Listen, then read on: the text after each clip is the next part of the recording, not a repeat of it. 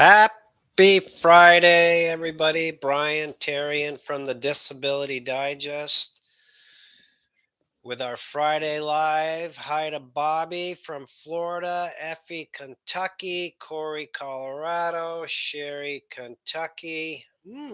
Kentucky's in the house big time today. Um, so, welcome once again. Today, I'm going to go through some questions, answer your questions. In an effort to help you get your Social Security disability benefits approved, help you keep them and maximize them. But first, I just want to apologize for the technical glitch that we had last week, partway through the program. Some people couldn't hear the audio, but others were still here. I have no idea what happened. So I'm in hopes that today goes off without any glitches. So, anyway. First of all, three questions that I wanted to cover from this week that I felt were notable. Um, First one is from John, and I'm reading on another screen over here. He says, I'd like to get some clarification on earning a little extra money. If I earn under the allowed amount, the SGA, which is $970, will that trigger me to have a Social Security review? Um, and in my experience, no, most of this business has been run by our members that are on disability since 2007. And yes, we've had people that have had reviews, but it hasn't been out of the statistical norm. So that's just from my personal experience.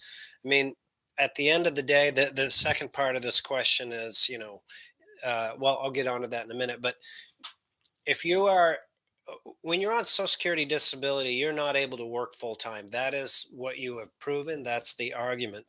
And if you're working under the 970 and you're doing what you should be doing, that we've gone through on this channel, staying up with your doctor's appointments, communicating your limitations, so on and so forth in your doctor's appointments, then you're not able to work full time. Now, if you have improvement and you're able to work full time, that's a whole different deal. But if you can't work full time and you're doing all the necessary things, I don't see it being a problem. Um, if you were to exceed, this is the second part of the question. If you exceed the SGA, my 9 months of trial work, wouldn't SSA use that work history to say that I can no longer work? Depends. I mean, if you can consistently work in this scenario, John and others, then in my opinion, and likely in theirs, you wouldn't qualify because you're proven that you can work. But if you go through your 9 month trial work period and you're not able to work, you're not able to continue, then you can migrate back onto benefits. And thanks for all those that are joining. I'm going to get on to your questions in a moment. I'm just touching on some of the key things from this week here. So, welcome again to Friday Live, Disability Digest. All right, next question. And actually, I've received several of these. And it goes something like this. I recently received my CDR, or I received my continuing disability review 5 months ago, 6 months, 7 months ago, and I haven't heard anything. What should I do? Well, I am big on being proactive, whether you're going through the disability approval process, a continuing disability review, is to follow up and find out what the status is because it happens lightning quick if that your benefits are turned off. And maybe it's a done deal, done and dusted, and there's no issues. And I expect you would sleep a lot better at night if you knew that.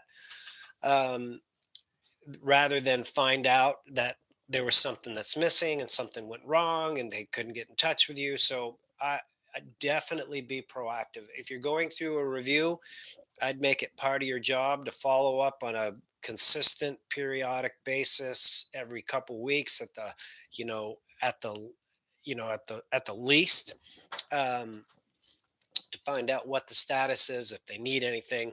Just be polite and persistent. Okay. Last question is, do I meet a listing? And I'm going to make this one generic. I have XYZ question. Do I meet listing 18? Or I have degenerative disc disease. Do I meet listing 1? And what a listing is it's also called the blue book. There's specific conditions that Social Security um, uh, calls listings, that if you have these conditions and you meet the criteria, that you are disabled. Here's where it's misleading for this question and others. Just having the condition, whether it's degenerative disc disease or autoimmune or other conditions that hit the listing, meet the listing, just having it doesn't qualify you, because you need to have that condition and the associated limitations. So there's people that may have early stage degenerative disc disease, and the severity isn't as significant as it is for somebody that's been developed and qualifies.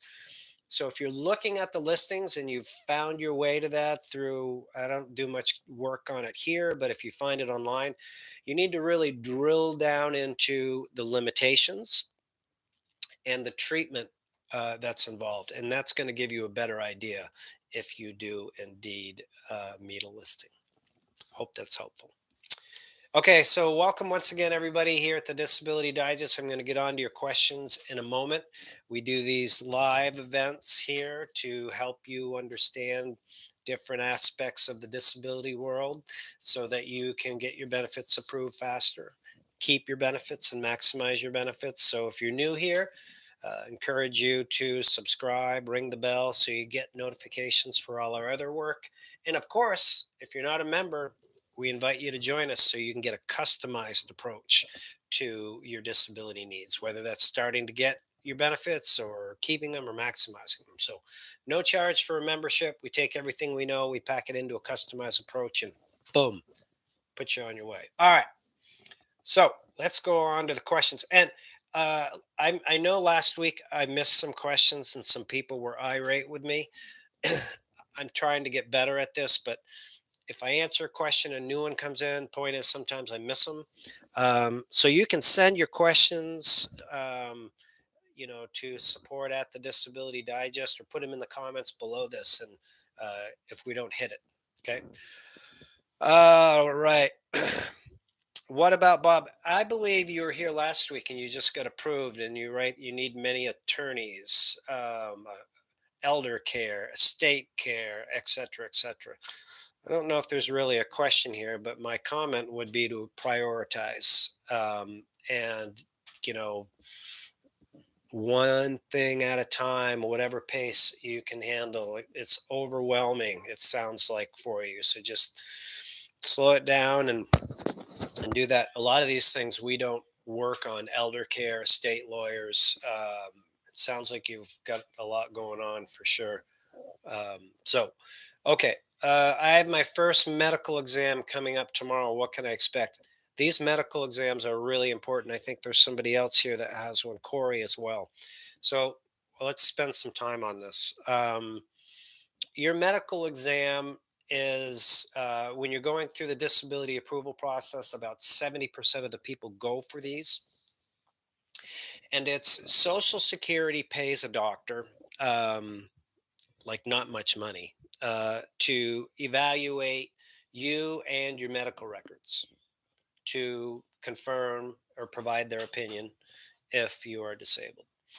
So on this channel somewhere, if you type in the words, I go with exam or IME, you'll find there's like 7 things that we have put together, and I'm going to hit on a few. Um, First is, don't go in unprepared. That's one thing. That's not on the list, but I'd bring an advocate with you, somebody that can go in and advocate on your behalf. They may pause or try not to let you, the advocate, in because of COVID, or the doctor doesn't want to have his work checked, or whatever it is, and just say, listen, I'm going through the disability process. Whatever reason resonates with you. I don't remember. I have cognitive challenges. I just took my medication. And it's important that I have an advocate here so I can make sure that we give you the right information. You need to come up with something like that to help make sure your advocate gets in the door. And the advocate's job is to hold the doctor accountable, because the doctor could be in the room alone with you and it's 1v1 and it's their word against yours. And if they don't do their job, which we've found that they don't always, uh, how are you going to prove it? Okay. So that's number one. And when your advocate comes in, have them bring in a just a regular notebook, like a line notebook, um, and also bring in the phone, and ask to record it. Just say, I'm going to be recording this for future reference. And if the doctor might say, no, you're not allowed to record it, and you need to ask them why. Um, and so every state has their different regulations on one-way, two-way consent. You can do a little research on that. But if you have it recorded, that would be great, because that could go in your case file. If he says something, she says something that isn't consistent with your medical condition, you've got it. Now, they say no, you can't record it, then you're back to the manual notes. Time it started, what the doctor said, questions that they asked, um, and that process. So that's a big tip: accountability. If your exams tomorrow, hopefully you can get somebody in short order to go there.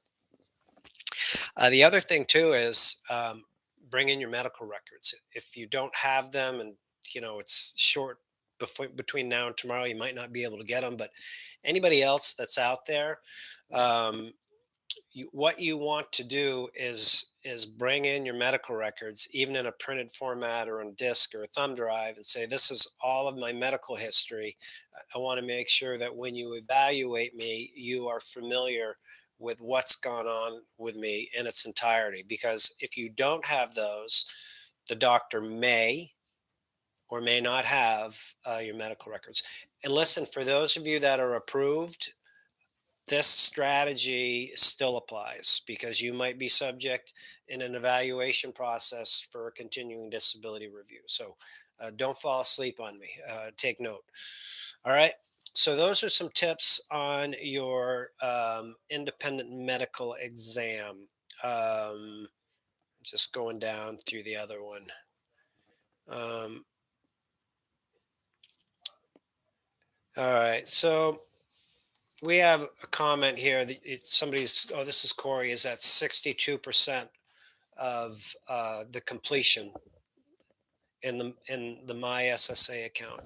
And in my opinion, unless you're like 99%, you still have time to influence and maximize your chances for winning with the information that we're on here. That could be likely evidence. Um, and that evidence could be residual functional capacity reports that are doctor support documents that Social Security recognizes. Um, that's critical to putting a lock on your case. If you don't have those at any point in time until they reach the decision, I definitely do that. Submitting additional evidence, which could be letters from coworkers, from family, from friends, even video evidence that you have functional challenges or mobility challenges. You could take a video, have that submitted to your caseworker. So things like that you can still add, that can still influence the case. Okay. So if you're just, don't put it on autopilot if you're like at 60, 80, 90, whatever it is. Okay, let's see. I'm waiting for a hearing. Also have knee replacement surgery scheduled next month. Do you think I have a chance at winning my case? These are common questions, and it's really hard to determine based on that little snippet of information. I mean, there's like 14 different criteria that determine if, in my opinion, if in looking at it, if a case has the opportunity for winning. I've been in like 8,900 conversations with people. about this and boiled it down to these 14 points. So I don't know. I hope so for you, but I don't know. I mean, how many doctors do you see? How many medications do you take? What's your work history like? How old are you? How severe are your conditions? How good are your medical records? So on and so forth. All right. So if you join us as a member, or if you're a member here, then you speak with one of our advocates in like 12 minutes. They can give you an idea if you can advance to the next level, if it's worth, starting our disability approval course that we have, which is no charge and works great to help people get approved. They can help you figure it out. Okay. Receiving unemployment. This is from Shanna. I'm receiving unemployment right now, but only for another month or two. Do I have to stop unemployment before filing? Good question. You don't have to, but you do need to understand the risk of collecting unemployment. And the argument is that for unemployment is that I can't find jobs and I'm looking for jobs and I want to work, right? Whereas in disability, your disability argument is that I can't work, right? I'm not able to do any job 5 days a week, 40 hours a week. So there's a little angle here that we've, learned and found that if you are collecting unemployment for that period in time, your argument could be that I've looked for jobs, but I wasn't able to find a job that would allow me to work with my conditions because can't sit, can't stand, can't bend, can't stoop, can't lift, those things. Um, Frankly, I would start your disability application right away. I don't know how long you've been out of work, but I mean, if you're out of work and you don't think you can go back, um, I definitely start the process. Okay, that's my tip. All right, I'll take a few more here. Um,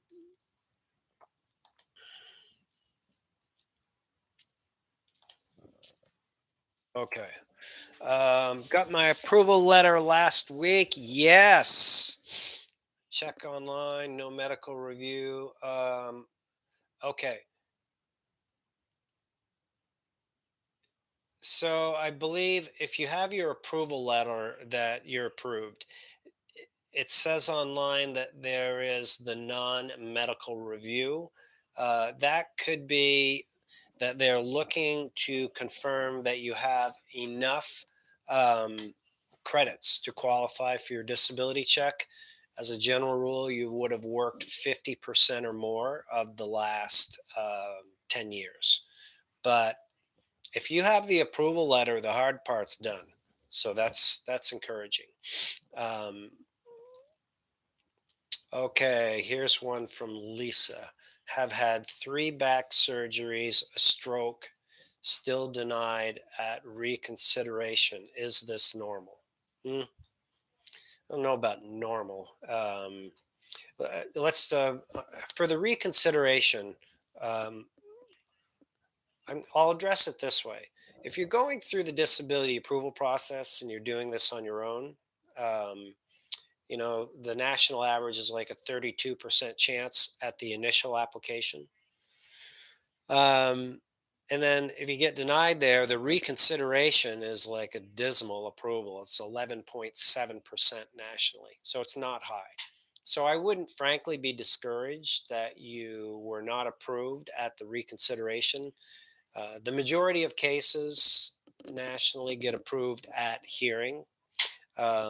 And if you're not able, what it comes down to, Lisa, is if you're not able to work, then just stay in the fight. And I don't know how your case was put together, who did it, but something wasn't done right because you didn't get approved. So uh, I invite you to come on in, use our course, or if you want to have somebody do it for you from here on out, we can explore that option for you as well. Um, but evidence, evidence, evidence. That's probably what's going on there. Okay. Um, okay. This is an interesting one. Why does SSA apply grid rules when making a decision? I'm currently 54.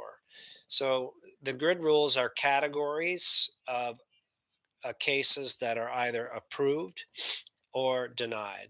So, as an example, 50, if you're a 54-year-old, you're approaching advanced age is the age category. Then they look at the type of work that you've done, whether it's sedentary work, or whether it was light work or medium work, and and your education, and they put those into a category, and then it kind of clarifies if you qualify or if you don't.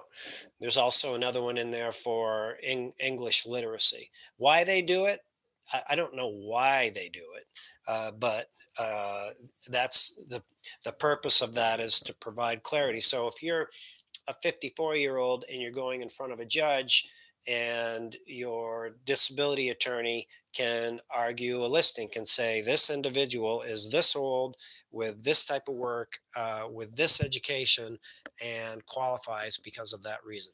Boom. Hope that helps. um,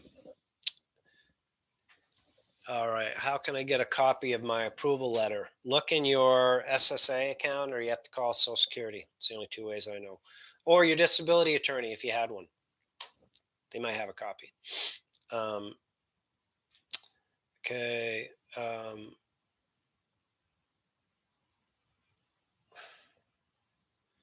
All right. I'm just looking through these questions here. Okay. I've been receiving disability since 2012. I'm now 62. Does the review change as you get closer to retirement age? Yeah. Yeah, it does. I mean, um, this is just a hunch. There isn't any statistical information. Everybody is subject to the reviews on the scheduled time. But this whole thing, in my opinion, thing meaning the integrity program that Social Security has in the Biden budget that was released in like August, is to get a return on investment. And the older you are, the longer you've been on disability, the less likely you they are to be successful to have you, go back into the workforce. The younger you are, 30, 40, 50-year olds, they're definitely going to be subject to this. um, okay. Let's see. All right. I believe it's up to the attorney. You have pure luck. I don't know if that's a question there. Does attending school or class have an impact on the SSDI outcome? Yes, it does. So part of the qualification process and keeping your benefits is hours of activity, substantial gainful activity.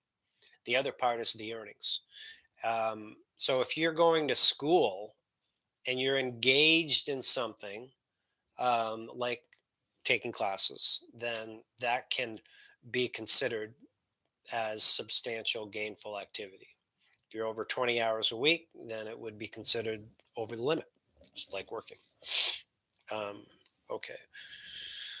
All right, I'll see if I can find one more here in the time that we have. I've been turned down two times by Social Security, Fuse C2 through C7, my neck.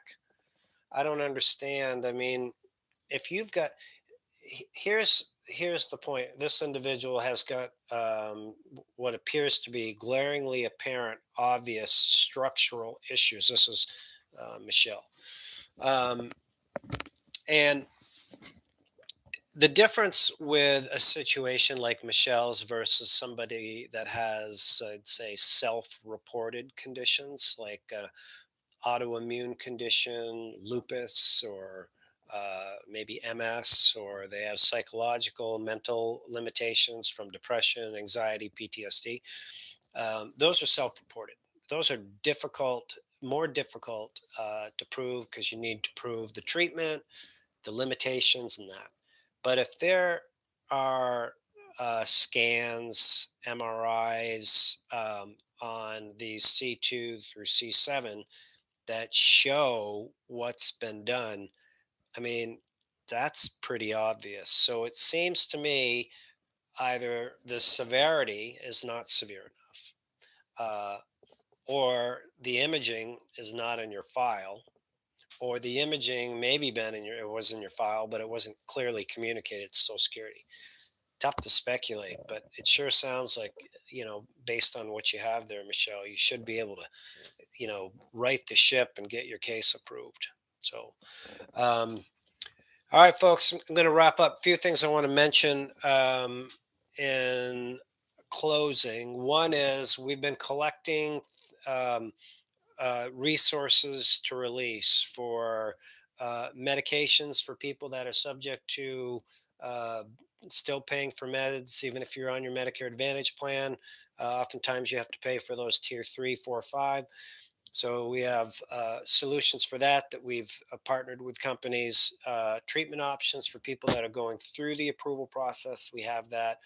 We'll have new information for those that need help with their continuing disability review coming out soon. Um, and we have employment and work opportunities that are coming up. So, point is, that event is going to be hosted in a different format so that I can share my screen and you'll actually be able to talk to me. So, members, you'll get notification, reserve your seat. It'll be the next 7 to 10 days, you'll get that. So, just a heads up for that event. That's going to be a good one. You don't want to miss out. Get first track on some of these opportunities. So, that's it. For everybody else that's out there, of course, I want to thank you again for taking time out of your day. I'm sure there's a lot of other things that you could be doing. Most of the country is probably just trying to stay warm. Um, and if you like the work that we do, we encourage you to invite it, share with others. And if you haven't done so, subscribe, ring the bell, join us as a member, or update us as a member so we can get a customized approach to you to help you get, keep, and maximize your disability benefits. So, thanks again, everybody. Wishing you a happy Friday. Until the next time, make it a great day.